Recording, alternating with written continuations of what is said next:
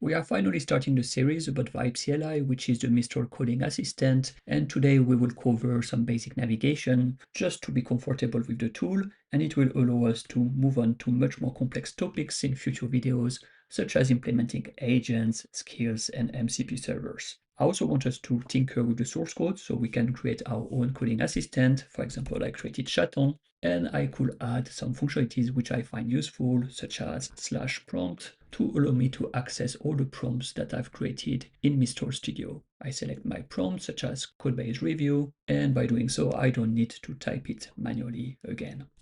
Another functionality which can be useful is /library, so I can access any documents that I've saved in the Studio library. I select the one I'm interested in, I select a document, and it automatically gets added to the CLI as context. But first of all, let's get back to the basics. The first step, obviously, is to install the Vibe CLI, and you can go through the documentation to check how to do so for your system. And after that, you type vibe -- version to make sure that it is correctly installed, and it will show you which version you are currently running. You can also check where your library was added by typing which vibe, and it will show you the path. The first time you run Vibe, it will take you through the configuration to add your API key and to select a theme. And if you are in my case and it's already done and you want to do it again, you can just type vibe -- setup and you go through this configuration again. So I press enter, I can select my theme, but I'm happy with this one, enter. And then I can either paste an API key or I can just launch the browser, which is much easier. So enter, and this is done. Very simple. After you use the Vibe CLI for the first time, a bunch of files and directories will be created in your home directory to store your global configuration. For example, the .env file will store the API key that you used for the setup process. The config.toml file will be the main file that we are dealing with because it will store all the models that we have access to, the permissions for the agents, and a lot of other settings.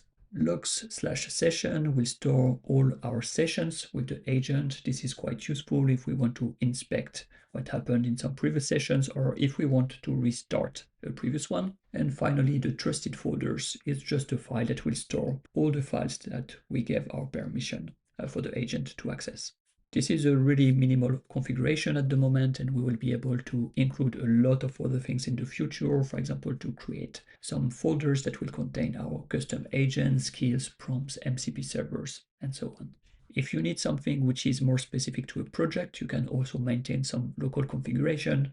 And in that case, directly in your project folder, you will create this .vibe directory and you will include in it all the pieces of configuration which you want to differ from the global one. For example, you can create another config.toml file. You can create some different agents that you want only a specific projects to have access to. Whenever there is a conflict between your local and your global settings, the local settings will have the priority. And you can also see that the first time you access Vibe in the new project folder that has a .vibe directory, it will also ask you if you trust this folder, and after that it will be stored in trusted folders to remember your choice. We can give it a try. I will go to my coding folder and I will create a new one for a project tutorial, go in it, create my .vibe directory. I will also go in it. After that, I need to create at least one file, and this will be another config.toml file that I will leave empty for now. And I can go back to the project folder. Yes, I'm in the correct one, and let's try to launch Vibe. And as we expected, you see here, it tells me that it could find a .vibe directory in my project, and it asks me if I trust it or not. I will choose that I trust it, and now it will remember my choice. It will not ask me again when I go to this project. There are two different modes that we can choose when we use the Vibe CLI, programmatic or interactive. And we will not check too much in details this programmatic one, which is just for scripting and a one-turn conversation. It will be much more interesting for us to use the interactive mode where we can have a back and forth conversation with the coding assistant to execute some complex task. But let's have at least one example of a programmatic mode to see how it works. I'm typing Vibe. And after that, directly I use this prompt flag and I type my prompt. The coding assistant executed the task, told me that the file is created, but what we can see here is that it was created in one of its sandbox that we don't have access to, and unfortunately, as it's not interactive, I cannot just continue this conversation to ask it to save it somewhere else. The only option for me would be to run it again and be a bit more explicit where I want the file to be saved, for example. So as we said, our main focus will be on the interactive mode, and there are a lot of different options that you can choose from. The only thing I want to highlight is really navigate to your working directory before you launch Vibe, because you cannot change it afterward. So here I am correctly in my project folder.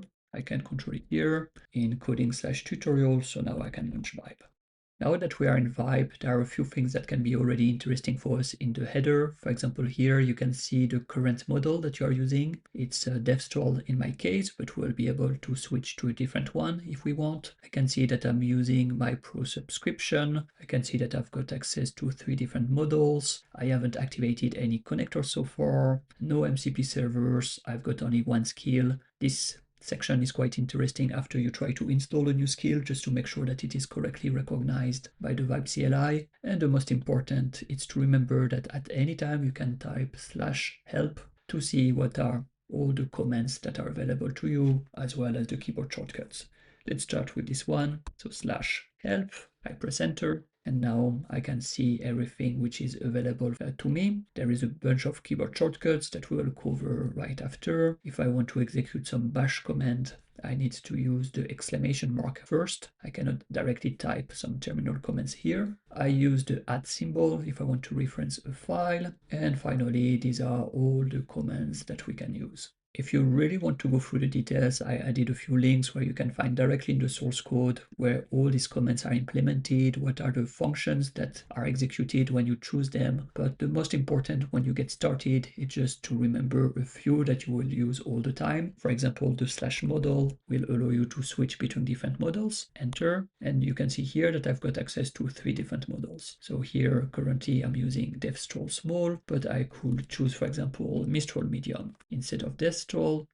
And we get here the confirmation that it was correctly applied. You can also use /thinking if you want to toggle between different level of thinking. And every time you will see at the bottom, it will remind you what are the different keyboard shortcuts that you can use to navigate. So the arrows, of course, for the different choices, enter to select, and escape if you want to cancel. Whenever you add some new skills, new configuration, it's important that you reload your configuration or you just exit Vibe and reopen it. So there is this one. If you tinker with the files that are in your .vibe directory, quite important to make sure that they apply. Otherwise, as we said, you can just exit with /exit. It will take you back to your terminal and you can just re-enter Vibe.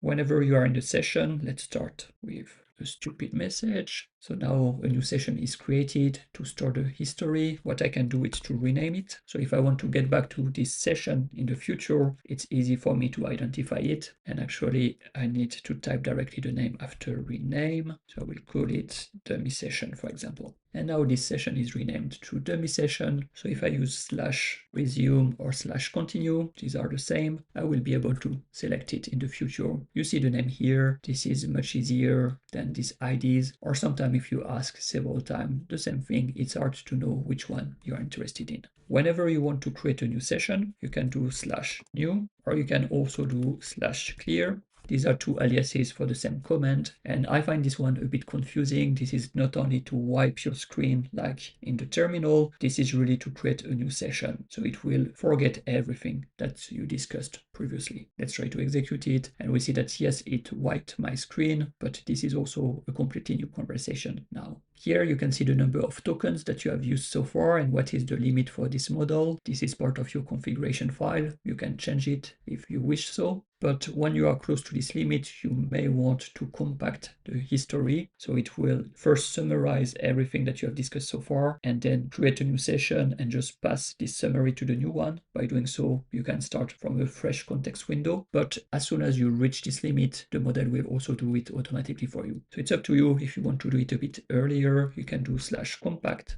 and it will just compact the history. And maybe a few other things that we can cover, /theme, if you want to change your theme. So you can here toggle between a lot of different ones. Let's choose this one, for example. It may also be a good idea if you like using voice to configure it. So /voice, and then you can activate it. Let's say on. And then I think this is Control R if you want to use it. Create a Python program that says hello world. And I pressed Control R again to confirm, now enter. And now this is part of the normal process. So depending on the type of agent that we execute, it will have automatically the permission or not. In that case, it does not have the permission to write the file. So it asks me if I want to do so. And I will say that I allow for the remainder of this session. And now it confirms that this is created in my project folder. If you want to use the MCP servers or connectors, you can use either MCP or connector. These are two different aliases for the same command. And now you can choose between all the ones that you've got available. So there are the standard ones from Mistral, but also the one that you defined yourself. For example, this one is a MCP server that I did by myself on Vibe. Let's try, enter. I can see the different tools, and it's written that I need to press E if I want to enable one of these tools. This one, actually, to see the header, let's re-enter Vibe, and we can see that actually I said MCP server, but the terminology, it's a connector when this is a standard one, and the MCP server will be when we create our own servers directly in the Vibe directory. So here you can see a list of different keyboard shortcuts that you can use. I think the one that I find the most important is this Control-C. So whenever you've got a bunch of text and you want to quickly remove everything, you press Control-C and it will just completely wipe out the entire text. Apart from that, the one that you will use really all the time is Shift and Tab, and this is for you to switch between the different agents. So you can see the current agent, which is written here. This is the default one. And if I press Shift and Tab, I will go to the next agent, which is the plan one. Then there is the Accept Edits and the Auto Approve. So these are the 4 available agents that are here by default, but you will be able to create your own agents and select them by pressing Shift and Tab as well. And as we said, finally, if you want to execute some bash command, for example, to check what is the current working directory, you can do so with the exclamation mark. And it will automatically execute the bash command. Not everything is available. For example, you cannot change your directory from here, but you will be able to use the majority of the commands that you are used to. For example, you can also do ls if you want to see what's in this directory. And there is the program that the agent created before. So that's everything I wanted to show for the basic navigation. And in the next videos, we will start adding some files to the .vibe directory so we can create our own agents, skills, and MCP servers. I see you in the next video. Bye-bye.